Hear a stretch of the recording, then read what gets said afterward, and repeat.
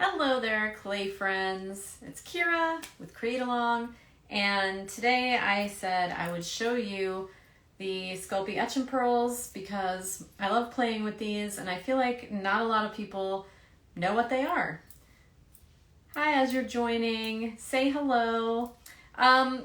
These tools are metal, and Create Along doesn't make them. They are a Sculpey exclusive product. The only metal tool that we make is the bake rack, and I'll probably show you a little bit of that because these tools have, on the one end they have a poking and reaming side, and on the other side they have a cup. And I have prepared a bunch of stuff, so let me get this down and show you what is on my desk. If I can find the flippy thing, there it is. Okay, so I'm gonna crack this open in a minute, my yerba tea. But okay, so I have prepared a bunch of clay, and this is like an accidental, I might have a new favorite color for fall. I had a bunch of scrap on the desk from making that bird pin out of faux bone and Sculpey granite, and I mixed them together, so it's like an ecru granite. I love it. Okay, but I rolled it to the thickest setting on my pasta machine. I have a Mercado Atlas 180 with the motor, so you might hear that as I go through and roll some stuff out as we're working. But basically each of these pieces of clay this one is the thickest setting, and then this one is the number one, which is the next thinnest, because the cups on the end of the etch and pearl are different sizes. So I'm gonna put my camera up here and so that I can go hands-free. Here we go. And start explaining what that means. So here we have these little cups, okay? And what the cup does is it can either cut out clay, because it's a circle, it's like a little mini circle cutter, or you can use it to make like a ball of clay. And for that, you need a thicker piece of clay to start with. So I might even have to like kind of double this up like this. And how I like to get that ball off the end here is to kind of scoop. And a lot of times I will use my finger because I find that that's the easiest way for me to feel, like sliding it along my finger, that I have scooped the clay into that ball on the end and that it's not overflowing. Right, so basically you're gonna fill this little cup. This is really like just one of the many things you can do with this tool. So you'd fill the little cup with clay, and then you would have a base piece of clay to attach it to. So maybe we'll attach it to this purple color. And you press it on, and I like to give it a little twist.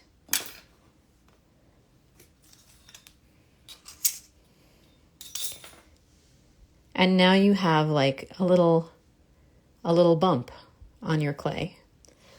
Excuse me. So that's step one basic of what you can do with the tool. So for example, if I have made this with magic transfer paper and glitter. It's got glitter inside.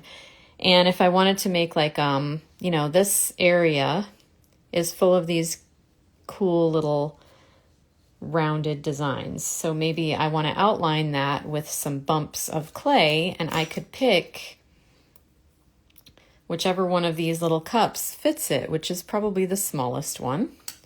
So I would take my thinner piece of clay and just scoop. And you're just trying to get it filled.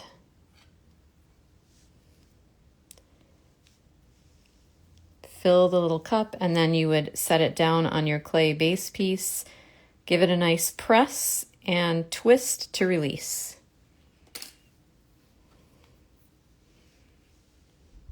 It's pretty cool. I mean, if you want to make a design like this without having to take out your paint, or let's say if you don't have any hot fix stones, because I have a bunch of hot fix ceramic pieces that are about this size. I think this is about a 4 millimeter, maybe it's a 3 millimeter little ball here.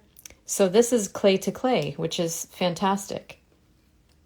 All right, so that's your step one. Now, if you want to get fancy with it, you'll keep going. And if you're on the right surface, which I'll have to see if this clay tile will release this or not. Sometimes this tile has, it's great for filming because it's not shiny, but sometimes it won't release clay. It kind of wants to drag the clay. So let's see how we do. All right, not too bad. All right, so if you have a surface that you can get that to let go of the clay,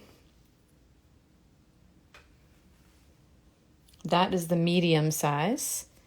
See, they're each a little different, so I'll do the smallest one and you can see them next to each other.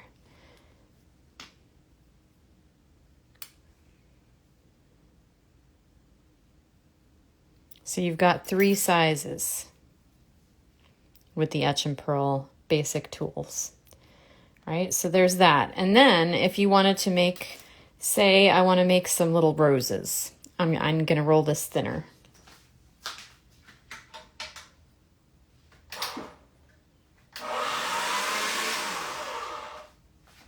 All right, so I rolled this fairly thin with my pasta machine. I think it's a number 4. And I'll use the bigger tool to cut out a little circle of clay. There it is. And with some care, because I don't want to damage the shape, I'll just pop that down here. And now I'll use the next size. I might just start with the big one, right? And I'm going to kind of press down the edges. So I've got a circle, and now I can move this around.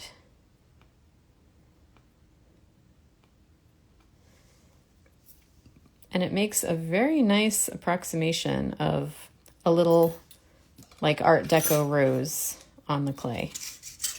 Just by moving around the circles on the tool and giving it a little press. Right, so you can make your own cottage roses for your clay slabs and veneers. See, that's what I mean about this tile. It kind of likes to hold on to the clay. All right, so that's a rose with the Etch and Pearl. What else can we do? We can take clay that has been foiled, and this is another one of my favorite things. Let me get some clay foil here. When I say foil, I mean like a gold foil. This is a piece of Simple Sheets from my shop. And let me get it in a contrasting color. Maybe let's do some with the turquoise I have right here. This sheet actually released itself from the backing paper, which is why it's in my studio and not in the shop. Right, so there we go. See how it likes to fly around? That's regular gold leaf, what it does, but Simple Sheets are stuck to the paper. All right, so now if I have this, I love doing this, it's fun, right? I've got this on there. I'll take my little scooper and scoop out a piece of clay that it's gonna have the foil on the top now. And it's going to give me this little crackled ball of foil over the color. Right? It looks like a little bit like turquoise. You could do a faux stone with this technique. Right? So if I put a bunch of these next to each other, let's do that on this side here. I don't like to do demos that are like me doing the same thing over and over again. I feel like it gets boring, but for this, I guess you'll just have to bear with me for a minute while I make these little pieces of clay. See what I'm doing? I'm kind of sliding across my tile to fill the cup with clay and then kind of scrape off the extra because you only want the cup to be filled. Okay. And then you just press it down against the clay.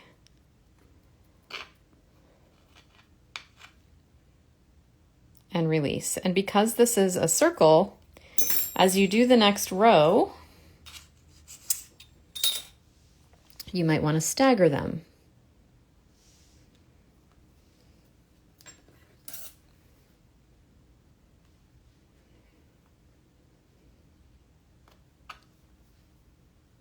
Right, so I've got the cup filled.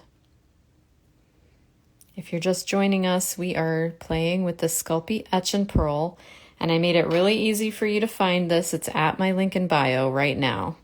So usually the link in bio is Create Along's link, but right now you can go very easily find this tool because I just think that you'll enjoy working with it. Right, so I'm just scraping off the extra. That's the whole point of everything I'm doing with the tile there, so that I can get that little ball of clay to stick onto my base piece.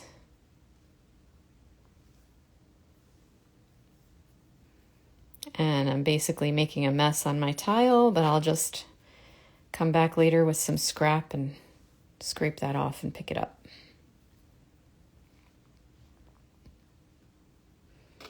You do want, when you're doing this, you do want to get it pressed up in there flush with the tool so that you can release it easily onto the clay backing.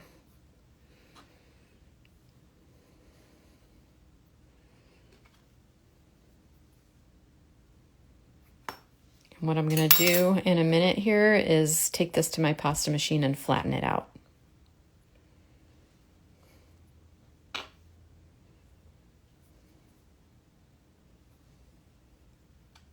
One more. I'm making what could be like a fantasy turquoise, some kind of fantasy stone, right? So now I've got this done, and can you imagine if you had a pendant or a pair of earrings and you wanted to put like a beaded outline on it? You could use the smallest one, this little guy, to do the same thing. Just scoop off little beads to put around the edge of something. It's very pretty, delicate looking, and people will wonder how you did it. I think it's perfect for clay slabs. You can also use this little guy to fill in small spaces like I'm doing right now.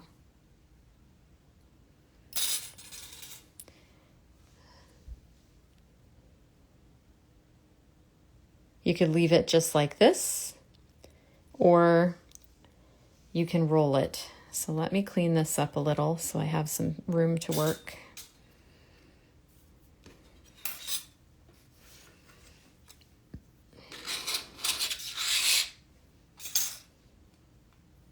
Just press that under here.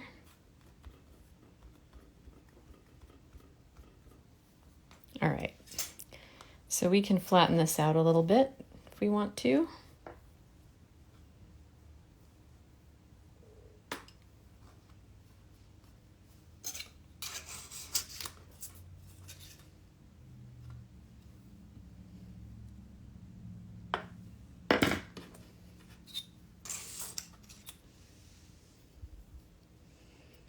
If you stack them next to each other and you're careful about pressing and rolling, you can actually create kind of a honeycomb pattern as well.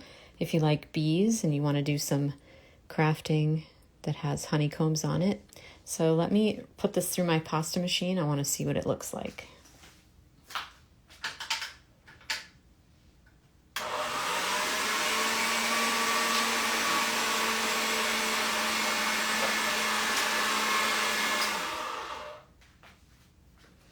All right, so after flattening, we have this really pretty effect. Anyone have any questions about that? Because I think I'm going to make a bead next.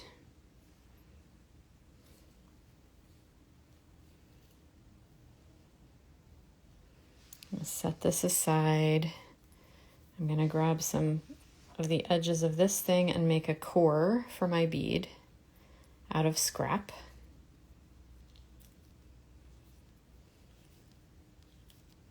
Hello everybody who is joining live. I'm playing with, I see people coming on all the time. I'm playing with the Sculpey Etch and Pearls. So I've shown some things you can do with the cup ends.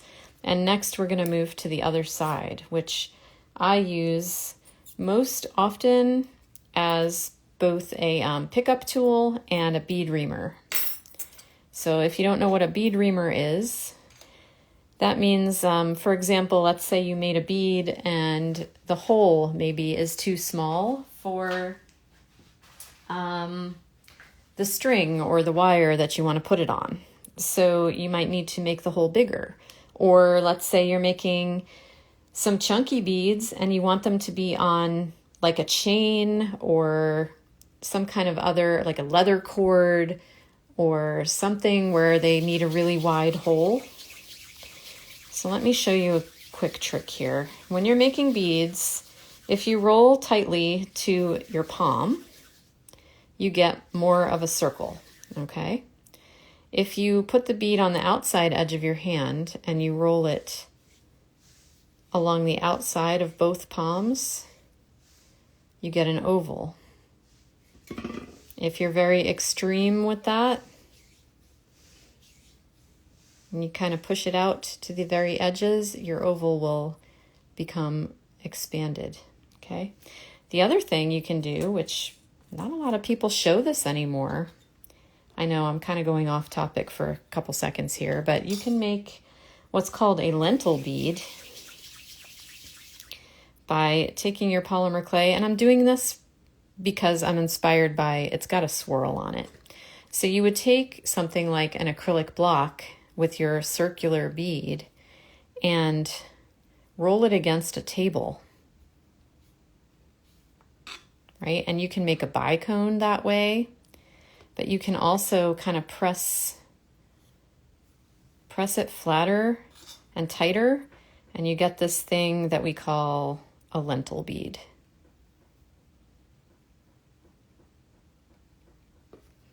Which kind of looks like this.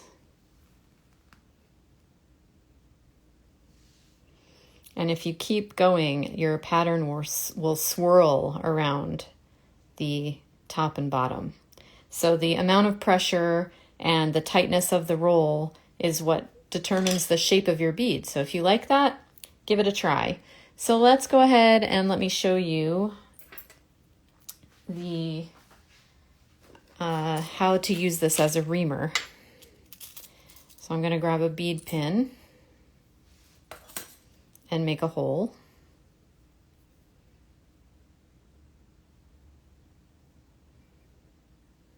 Straight through the bead, more or less. I'm aiming for my other fingertip there. Pretty good. All right, so I've got a thin bead, and if I wanted to bake this now, I could suspend it in my bake rack, like so. All right, but let's say I want that hole to be bigger. So now that I have this hole, I'm gonna press against my fingers and widen it slightly just by kind of rolling. It's gonna widen the bead opening and get it off the pin a little bit, and then we can start with the smallest of these etch and pearls and go back into that same hole. And be gentle and just twist. This is kind of like, you know, gauges, if you have ear gauges or know someone who does.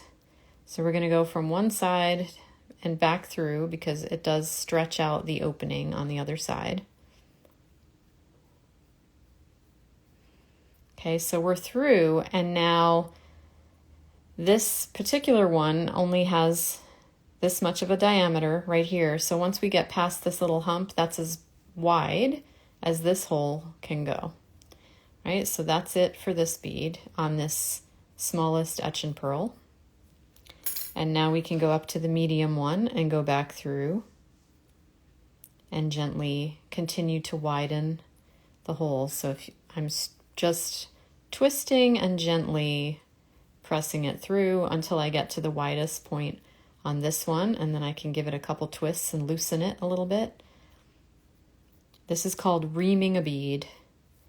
If you use glass beads, you might be familiar with diamond reamers, which have like diamond dust on them to do this task, to kind of open up the hole in the bead. So then this is the biggest etch and pearl, and it's got the widest diameter on the shaft here, so we're just going to go ahead and twist that through.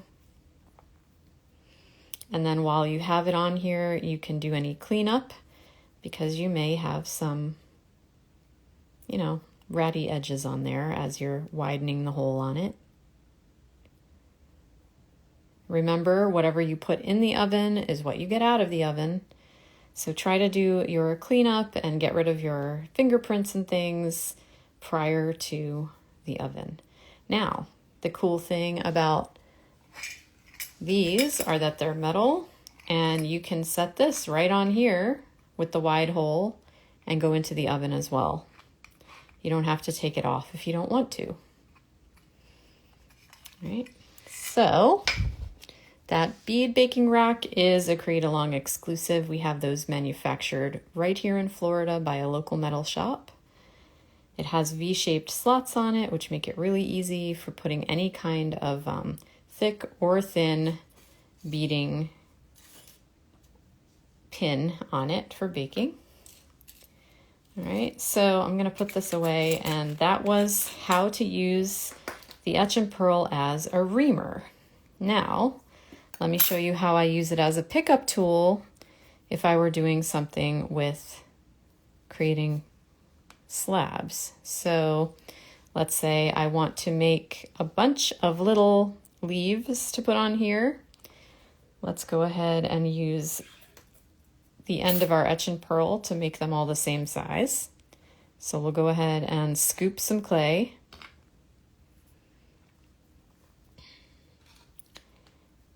Right? Sometimes you want things to be all the same size, and you want this to be easy. So we'll just use the Etch and Pearl to grab the clay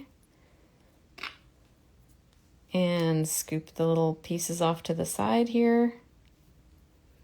So you can use it as a measuring tool.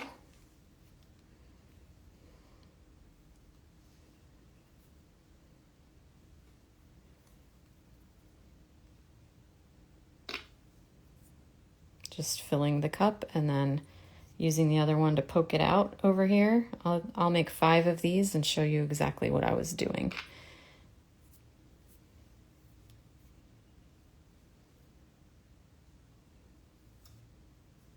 That one left a little in there. Get it all out.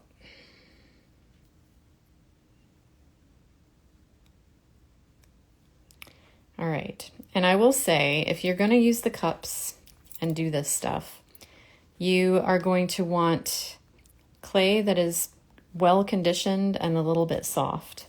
If you try to use clay that's real hard, either it won't want to form into the cup, or it'll be so stiff that it won't stick onto the backing clay. Right? So now we'll take these and make our little leaves or petals, whatever it is. If you want to make a flower, let's make these little petals. And I know they're all going to be the same because I used that same cup on the Etch and Pearl to grab the amount of clay. So it's not by chance, it is measured.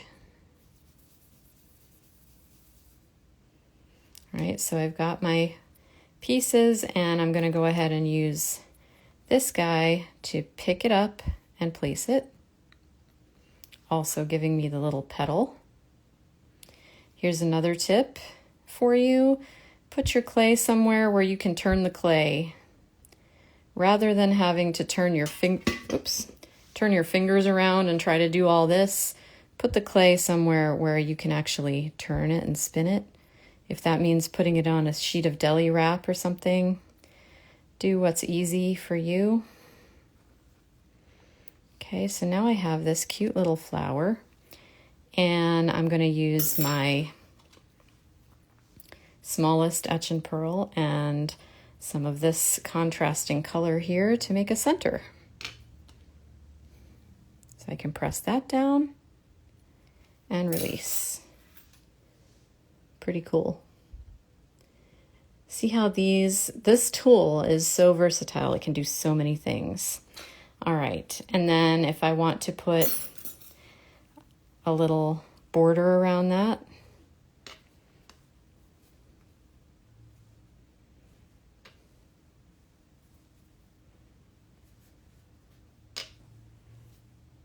right, and so forth. Little dots and things. And then last but not least, I have this other thing I really like to do. So let me show you that. I have a YouTube video that's a little bit more in depth with this, but I think it's going to be fun to just kind of wing it right now and then show you how to do this, right? So these are, I don't remember what color the pink is. That is, let's see, it's right here. That is Primo Blush, all right? And then this is the Peacock Pearl. I always use Primo. It's my go-to clay. So I've got the mica happening in the pearl clay here, but we're gonna go a step further. And bear with me because it's gonna take me a minute or two to get these on here. And you can do them close together like this, or let me start spreading them apart. So if I go, it's going to be a little more careful so that I'm just making dots and not making a mess.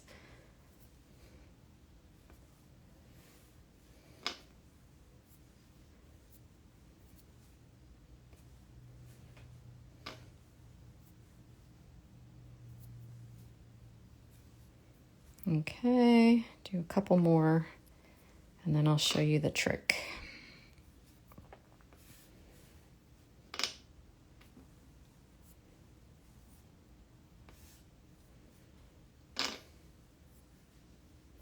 We're going to need a mica powder. So I'm going to go grab that. We are playing with Etch and Pearl. That small one, if you're very ambitious, you could do a big painting. Oh yeah, absolutely. If you felt like zenning out with your clay, you could absolutely spend some time making like a pointillism picture or a diamond dot type of design. All right, so now I'm going to get some mica. What do I have? I have this palette over here. Let's see which one I think will work the best. Maybe because I want it to contrast with the color that I'm currently showing on the blue there. So I think this silvery color is probably the best bet I have right this second. I like to tap off the excess in my cap of the color. And we're just going to swipe this on the top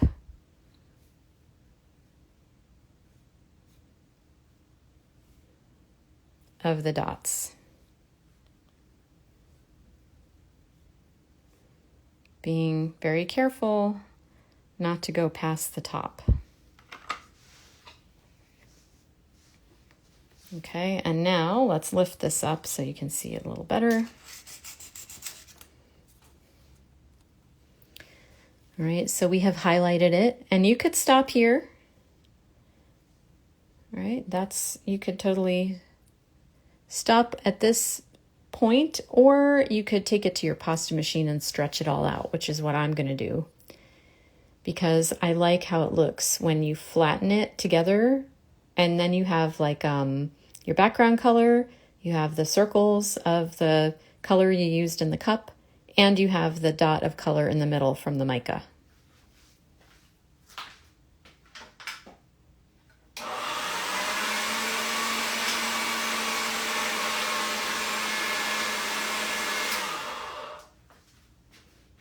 like that.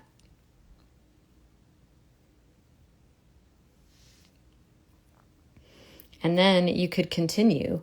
You could fill in the spaces and flatten it again. You can do multiple colors in one go and put the same mica color across the top of them so that you have like a polka dotty pattern that is connected by the color underneath and the color of the mica. So lots of ways to go with this idea. All right, guys, anyone have any thoughts or questions? Because I think that might have been about, where am I? That might have been about it with what I had in my head here that I wanted to show you could do. Thank you all for joining me. Be sure to give this a like and a share. If you have people that you know that would like to learn how to use this like fun and versatile tool, share the video. I don't see any questions. Thanks, Jan, for that, for bringing that up. That's pretty cool. There are some people who do full-on polymer paintings and pointillism, and that's like a really fun tool to do it with. So you don't need multiple circle cutters and multiple bead making tools. You can use these for a lot of different things. All right, guys, I am gonna go. Come on over to YouTube to Polymer Clay TV, where I have a whole, like a longer tutorial showing how I made a polka dot pattern and then made a pendant. Okay, and I will see you next time. If I can figure out how to end this. Bye, guys.